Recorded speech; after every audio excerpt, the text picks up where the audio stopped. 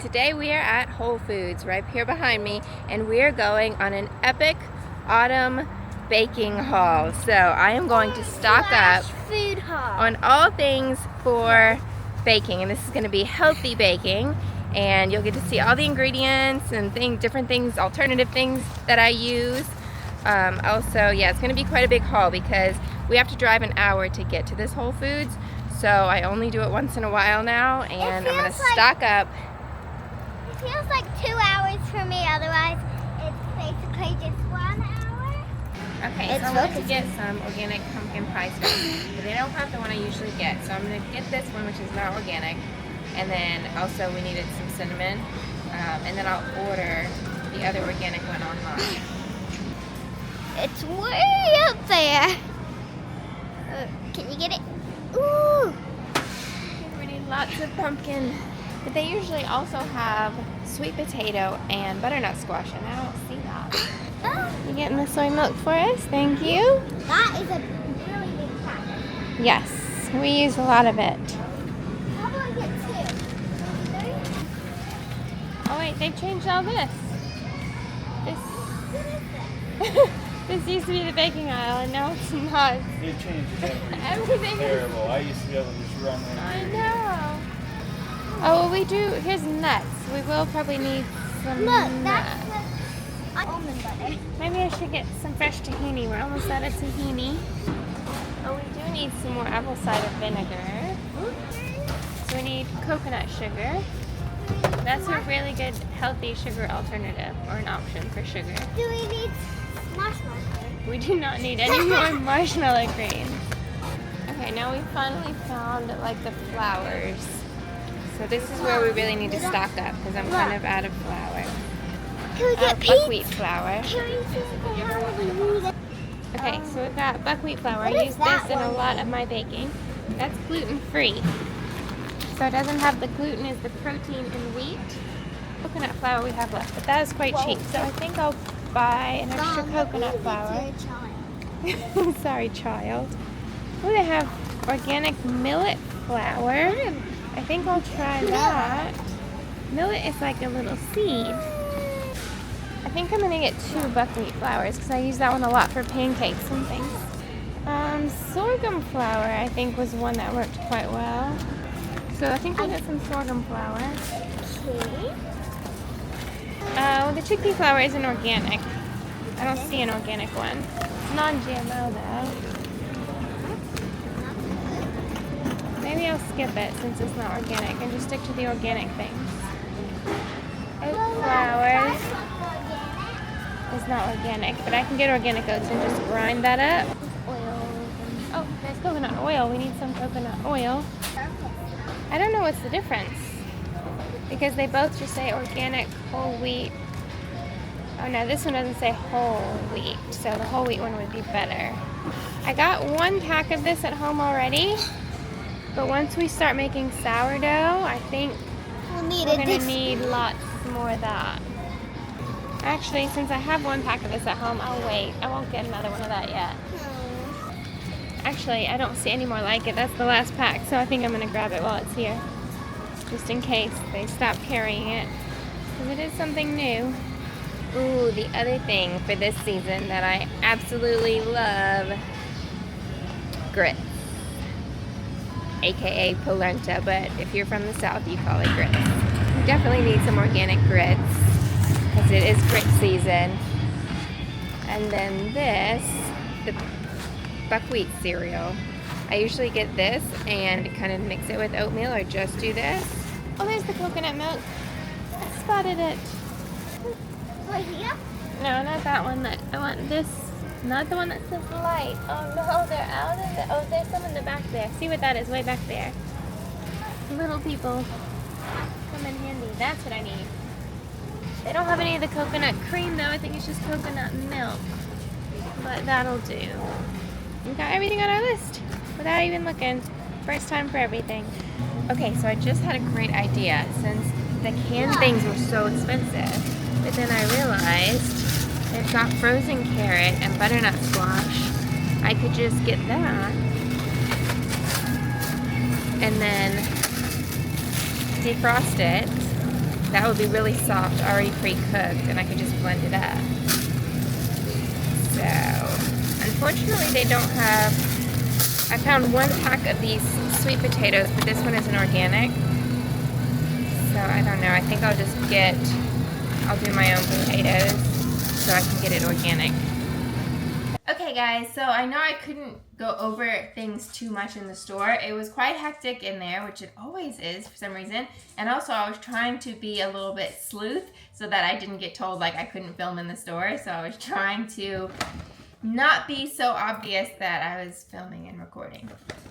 So now that I'm unpacking at home, I'm going to go through a quick rundown of the most important things, the main baking things that we went there for today. First off being pumpkin puree. I love this because it's organic pumpkin puree and it's only organic pumpkin is the only ingredient. And we use this for making breads, cupcakes, muffins, all sorts of desserts or anything like that. And also maybe we can try and make a pumpkin pie with this. Well, we do have fresh pumpkins for pumpkin pie. Yeah, like sweet pumpkin. Buckwheat cereal, I got this just for, not for baking, but It doesn't really I make it for myself and for Zia as well as kind of an oatmeal alternative. I think that buckwheat is just healthier than oats, so but it works kind of the same way. So when the colder weather hits, we start making oatmeal / porridge. I like to use this buckwheat cereal. And then we also needed some ground flaxseed. This is a great egg replacer for vegan baking. Plus it adds a bit of nutrition. You can use it like a flour as well. So I use ground flaxseed a lot. All right, and then we've got, I got some pumpkin pie spice. This is not my favorite one because it's not organic, but I got one to have it because I'm almost out. And then I got some cinnamon as well. And then I think, what is the name of that one that we normally have? Simply Organic is the pumpkin pie spice we usually get, and I think I got it on Amazon last time, so I'm gonna go order some extra of that on Amazon. And we won't be able to show that. Then the biggest things were flour and sweeteners. Nuts. Nuts are another thing, but I didn't buy nuts today because we already do have some here. So I just held off on that.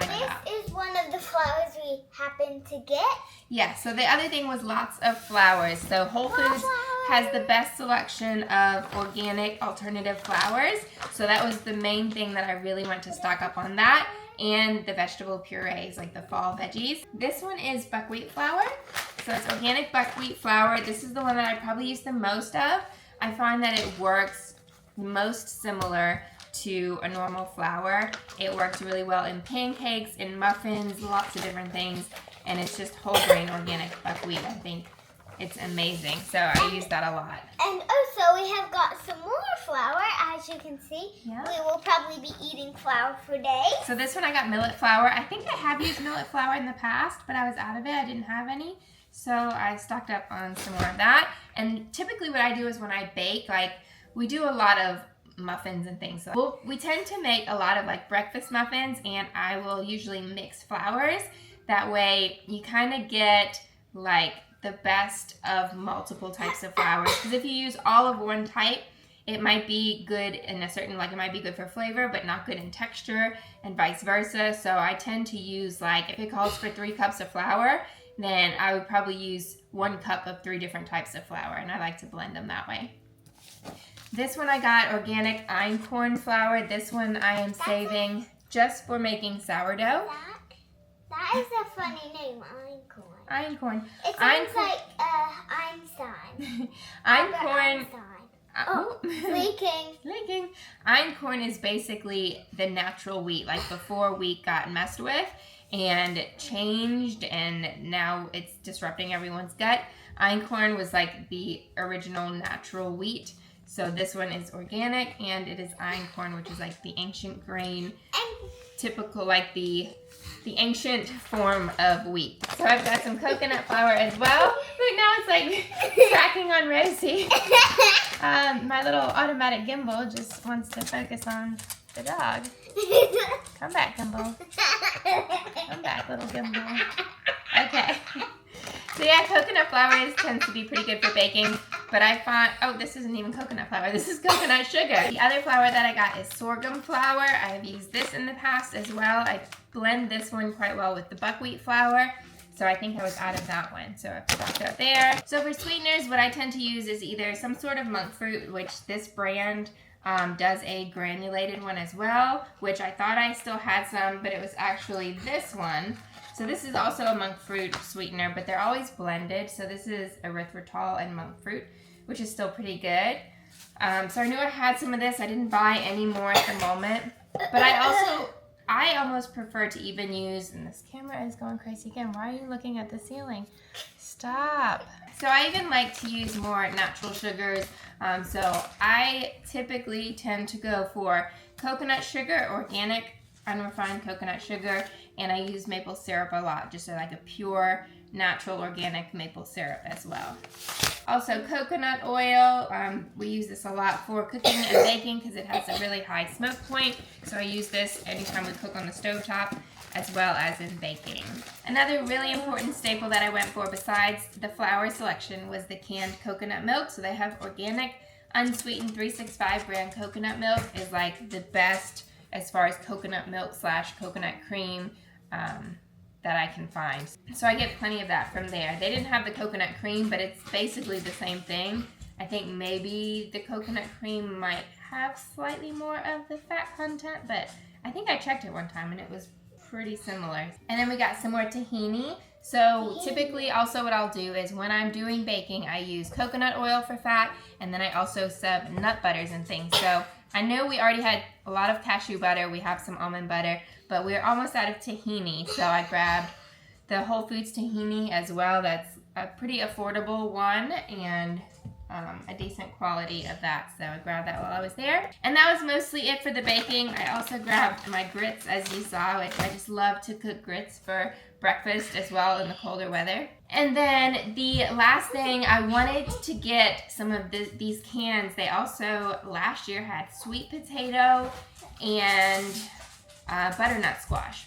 But I think the sweet potato and butternut squash were the other brand. I don't think it was the 365. And they did have the sweet potato there, but it was $5 a can, or like $4.75. And that's a lot. Sweet potatoes are pretty easy to just steam or bake on your own and then chuck it in the blender so that you can use it for your baked goods. And then what I realized when I was in the frozen section is that I could get a bag of frozen carrots and butternut squash, and I can easily just defrost that and use that in my baking as well. So I hope you enjoyed this little baking shopping haul. I am looking forward to sharing a lot more videos as we get into baking more things. We have started a bit already and it's been so good, but then it kind of warmed back up again. So we haven't baked anything for the past week or so, but as soon as the weather starts to cool off again, we're gonna be doing tons of baking. So make sure that you're subscribed. Hang around for all the baking videos, and I would love to hear about what are your favorite baked goods. Drop it in the comments below. Maybe you'll give us some ideas of things that we can cook this year. So click subscribe, and we'll see you in the next one. Bye.